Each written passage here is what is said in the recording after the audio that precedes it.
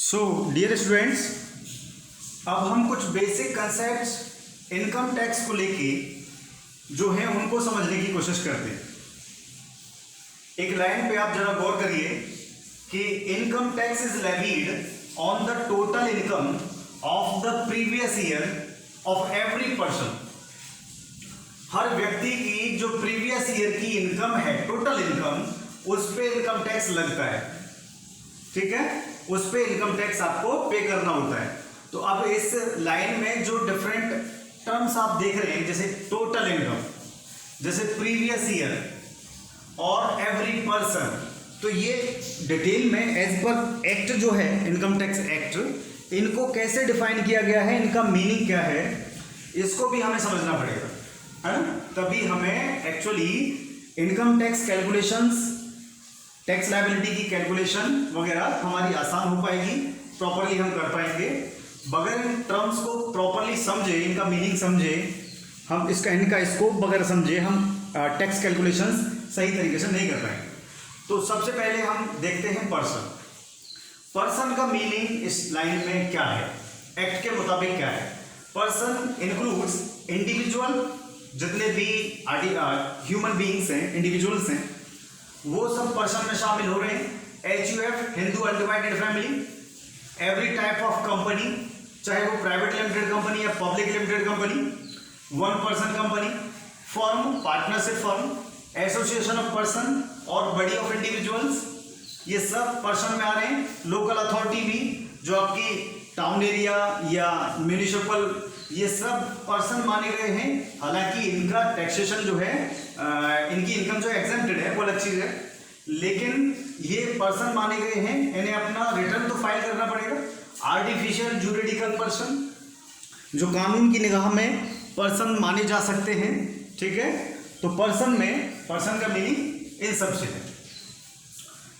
Total income का meaning क्या है। अगर हम टैक्स कैलकुलेशंस के नजरिए से देखें तो हमारी इनकम को 5 हेड्स में, 5 हेड्स में जो है हम रख के टोटल इनकम का कैलकुलेशन करते हैं। हमें सबसे पहले एक हेडिंग सैलरीज करके बनानी होगी। सैलरीज के अंडर जो हम डिफरेंट तरह के बेनिफिट्स या इनकम्स पा रहे हैं, है ना, वो सैलरीज में आ जाएंगी। सैलरीज, बेसिक सैलरी, परक्विजिट्स वगैरह, है ना, जो भी हमें मिल रहा है, पर्क्स वगैरह। इसके अलावा, सैलरी के अलावा हमारी इनकम कहाँ से हो सकती है। हाउस प्रॉपर्टी, अगर हमारे पास कुछ है, जमीन प्रॉपर्टी, और उससे अगर हमें हाउस प्रॉपर्टी से कोई रेंट इनकम आ रही है, किसी भी तरह की हाउस प्रॉपर्टी से इनकम है, तो वो दूसरा हेडिंग के अंदर हम रखेंगे, इनकम फ्रॉम हाउस प्रॉपर्टी में उसे शो करेंगे। तीसरा हेडिंग है profits and gains of business और प्रोफेशन। अगर हम कोई बिजनेस करते हैं, छोटा बड़ा जैसा भी बिजनेस करते हैं, हमारी सैलरी इनकम नहीं है, हम बिजनेस करते हैं, तो वो इसमें आ जाएगा profit and gains of business या प्रोफेशनल। हम अगर कोई प्रोफेशनल हैं, लॉयर हैं, डॉक्टर हैं या टीचर हैं, है ना, और हम जो है ट्यूशन्स वगैरह ऑफर करके इनकम पा रहे हैं, या कोई सर्विसेज हम जो है अपने प्रोफेशनल स्किल्स का यूज करके ऑफर कर रहे हैं और उसके एवज में कुछ प्रॉफिट या गेन हमको मिल रहा है। ठीक है, तो ऐसा भी हो सकता है कि सैलरी से भी किसी की इनकम हो और बिजनेस या प्रोफेशन भी कुछ हो उसका। ठीक है, इसके बाद कैपिटल गेन। कैपिटल गेन मतलब पूंजी में जो आप गेन पा लेते हैं। जैसे आपने कोई जमीन ली 8 लाख की और कुछ दिन बाद उसे 12 लाख की बेच के 4 लाख रुपए का मुनाफा पा लिया, तो वो कैपिटल गेन होगा। कैपिटल गेन, आप स्टॉक्स खरीदते हैं, शेयर्स वगैरह, वहां भी हो सकता है 5 लाख के शेयर खरीदे, 6 लाख के बेच दिए, तो 1 लाख रुपए का जो कैपिटल गेन हुआ है, वो भी आपको इस हेडिंग के अंदर दिखाना पड़ेगा। इसके बाद इनकम फ्रॉम अदर सोर्सेज। ऐसी कुछ इनकम होंगी जो इनमें से किसी भी कैटेगरी में नहीं आती, तो उन इनकम्स के लिए आपका लास्ट जो है ये इनकम फ्रॉम अदर सोर्सेज, ये एक्सक्लूसिव है। कोई भी इनकम, कैसी भी इनकम इसमें मानी जाएगी, है ना। इनके अलावा जो भी इनकम है वो इसमें डाल दी जाएंगी। इनकम फ्रॉम अदर सोर्सेज, अगर कोई इनकम इनमें से किसी में 4 हेड्स में नहीं आ रही है तो वो यहाँ है। इसके बाद आप जो है प्रीवियस ईयर जो टर्म है इसको समझने की कोशिश करिए। हम असल में जो टैक्स पे करते हैं, कैलकुलेशन करते हैं, तो वो जनरली हम जुलाई में करते हैं। और मान लो अभी जुलाई चल रहा है ना, जुलाई 20 जुलाई 2020 ये है आज का डेट।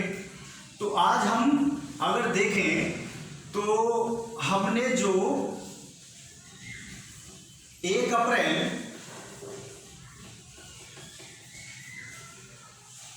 2019 से और 31 मार्च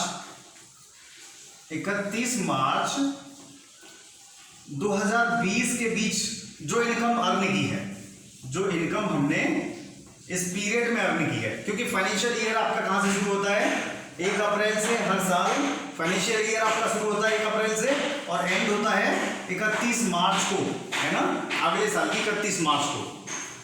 तो 1 अप्रैल से 31 मार्च तक जो होता है आपका फाइनेंशियल ईयर, इसमें जो आपने इनकम कमाई है उसका टैक्स जो है आपको देना पड़ेगा, या कैलकुलेशन आप करेंगे किस साल में बैठ के, 1 अप्रैल 2020 से नया साल शुरू हो गया है ना, 1 अप्रैल 2020 से, और जो चलेगा 31 मार्च 2021 तक। आज डेट क्या है, आज हम जब कैलकुलेशन कर रहे हैं 20 जुलाई 2020, ठीक है। आज की डेट में हम अगर कैलकुलेशन कर रहे हैं, आज की डेट ये है, ठीक।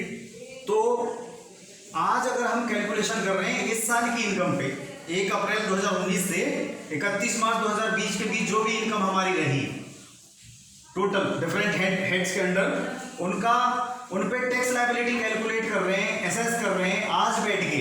तो ये जो ईयर है 1 अप्रैल 2020 से 31 मार्च 2021, ये माना जाएगा आपका एसेसमेंट ईयर, जिसमें बैठ के हम एसेसमेंट कर रहे हैं, ठीक है।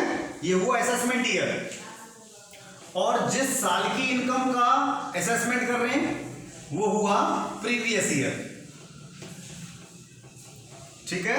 तो ऐसे करके क्लियर हो गया होगा कि एसेसमेंट ईयर जिस साल में हम एसेसमेंट कर रहे होते हैं, और जिस साल की इनकम के को लेकर टैक्स लायबिलिटी अपनी कैलकुलेट कर रहे हैं, एसेस कर रहे हैं, वो आपका प्रीवियस ईयर, ठीक। फाइनेंशियल ईयर भी समझ में आ गया।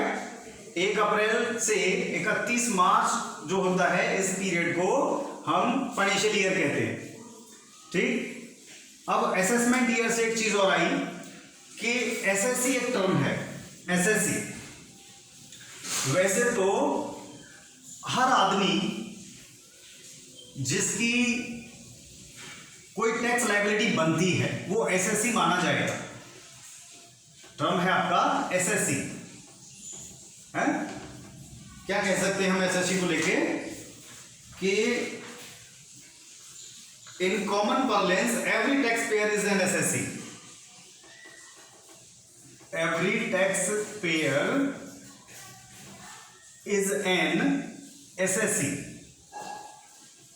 जिसकी भी टैक्स कैलकुलेशन हम कर रहे हैं, या जिसको जो भी टैक्स पेयर हैं, सारे एसएससी माने जाएंगे।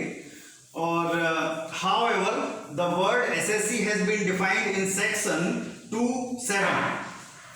सेक्शन 2(7) में एक्ट के, इनकम टैक्स एक्ट के सेक्शन 2(7) में ये डिफाइन किया गया है एसएससी टर्म, और माना गया है means a person by whom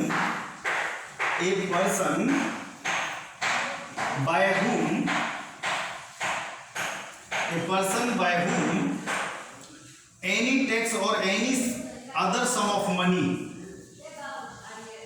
by whom any tax or any sum of money, any sum of money मतलब कोई पेनल्टी वगैरह, कोई पेनल्टी या आपका कोई इंटरेस्ट, इंटरेस्ट अमाउंट, ये अगर इस तरह का भी कुछ पेबल है, is payable under the act, is payable under the act. ठीक, तो एसएससी कौन है? Every person by whom any tax liability, any tax और any sum of money is payable under the act. Act के तहत कोई भी हर वो बंदा जिसको कोई टैक्स अमाउंट या कोई और तरह का पेनल्टी इंटरेस्ट वगैरह पेएबल है टैक्स के मुताबिक, वो आदमी एसएससी है। ठीक है, तो एसएससी आप जानते हैं कि पर्सन में इंडिविजुअल हो गए, कंपनी हो गई, एचयूएफ हो गए हैं या फर्म हो गए, तो ये सब के सब एसएससी हैं। एसएससी मीनिंग आपको समझ में आ गया होगा।